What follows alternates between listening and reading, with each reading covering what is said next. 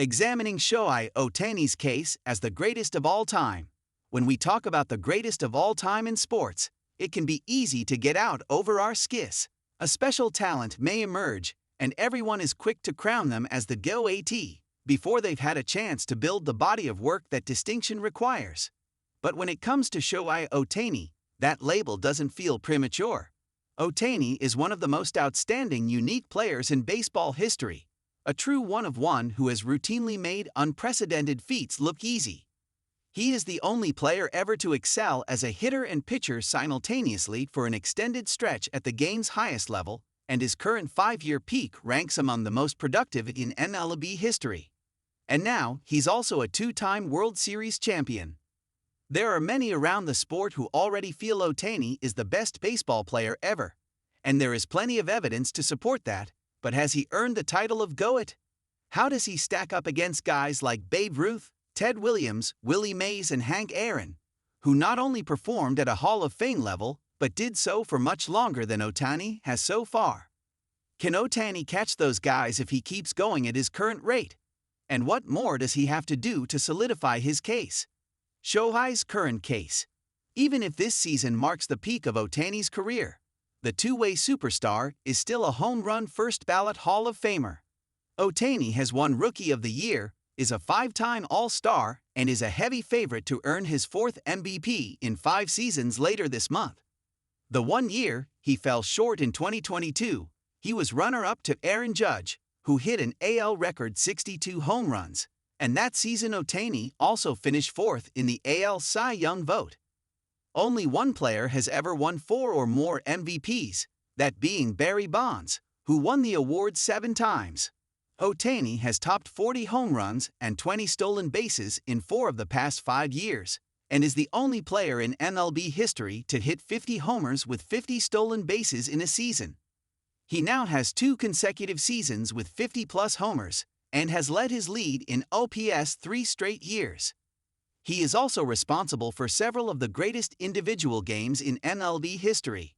Last season he went 6 for 6 with 3 home runs, 10 RBI, and 2 stolen bases to establish the 50-50 club in a win over the Marlins. In Game 4 of the NLCS, he hit 3 bombs while striking out 10 over 6 scoreless innings in the Dodgers' pennant-clinching victory, and Monday's 18-inning Game 3 World Series marathon. He reached base safely 9 times with 2 homers, 2 doubles, and 5 walks. All the while he has posted a 3.00 ERA, with 670 strikeouts over 528.2 innings as a pitcher. Any amount of pitching production Ohtani accumulates is essentially gravy when it comes to comparing him to other all-time greats. Most of the game's best hitters never took the mound in a big league game. Even Ruth, who is remembered for being among the small handful of players who succeeded as a pitcher and hitter, was only a true two-way player for 2 seasons as he transitioned from the mound to the batter's box. It's also telling that in the 8 years Ohtani has played in MLB, nobody else has succeeded in developing into a two-way player at the big league level. Others have tried, but so far the physical and mental stress has proven too much for anyone else to handle. Finally, when it comes to separating the all-time greats, it ultimately comes down to how much you win. Ohtani's time with the Los Angeles Angels obviously didn't yield much team success, but Ohtani has now won World Series championships in each of his first 2 years with the Dodgers, while also helping lead Japan to one of the most memorable World Baseball Classic titles in the tournament's history. Add it all up, you have a pretty compelling case even after just 8 big league seasons. Bolstering his argument, Ohtani's status as the most talented player ever with an all-time peak isn't in dispute, but when we judge the game's greats, we usually start with their career numbers. Did they hit 500 home runs? Did they reach 3,000 hits? How do they measure up on the all-time leaderboards? Ohtani's ability to stay healthy and continue producing at a high level into his mid to late 30s will determine his ultimate legacy. As of today, Ohtani has a career batting average of .282 with 1,050 hits, 708 runs scored, 280 home runs, 669 RBI, 165 stolen bases, a 957 OPS, and 51.5 wins above replacement. All of those counting stats would rank among the lowest of any player currently enshrined in Cooperstown. But fortunately, Ohtani is still only 31 years old and has 8 years remaining on his current contract with the Dodgers. What thresholds could realistically be within Ohtani's reach?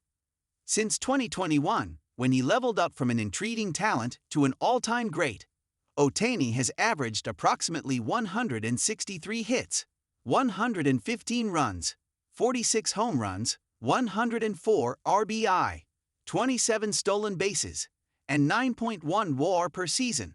Suppose he sustains that pace for another 4 seasons, by which point he would be 35, and that would get him to roughly 1,700 hits, 1,160 runs, 460 home runs, 1,080 RBI, 270 stolen bases, and 88 WAR, with 4 years left on his deal. Those stats would put Ohtani in rarefied air. The only 3 players to ever reach all of those totals are Bonds, Mays, and Alex Rodriguez. Even if we assume Ohtani begins to decline in his late 30s and stops pitching and stealing bases at some point, he would still have a chance to easily clear 500 home runs, 2,300 hits, 1,300 RBI, and 100 WAR over the last 4 years of his Dodgers deal. And again, he also pitches, so whatever numbers he piles up on the mound will just be an added bonus separating himself from the game's greats. But there's still one more level Ohtani could reach. Can Ohtani emulate Brady, LeBron?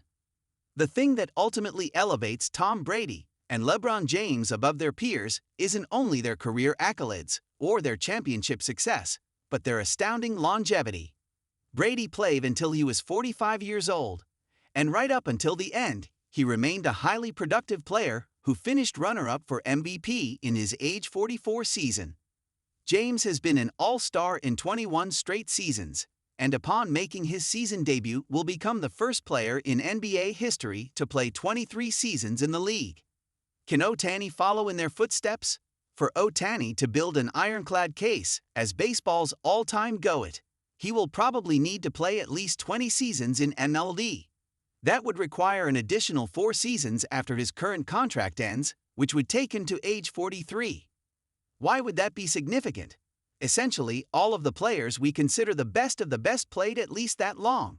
Of the 14 players in MLB history who surpassed 120 career WAR, all but one played at least 20 seasons. The lone exception was Williams, who played 19, but who also lost 3 full years of his prime while serving in World War II.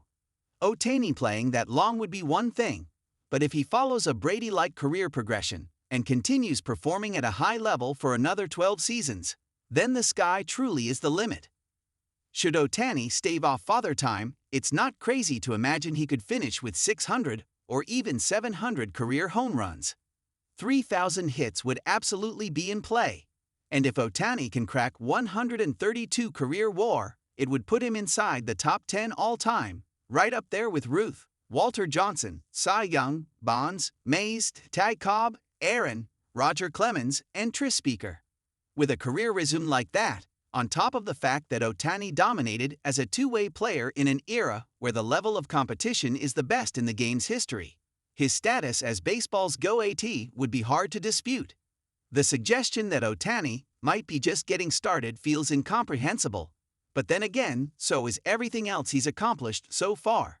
Obviously, there's no telling what the future holds, but if there is anyone who can defy logic and push the limits of what's possible on a baseball diamond, it's Ohtani.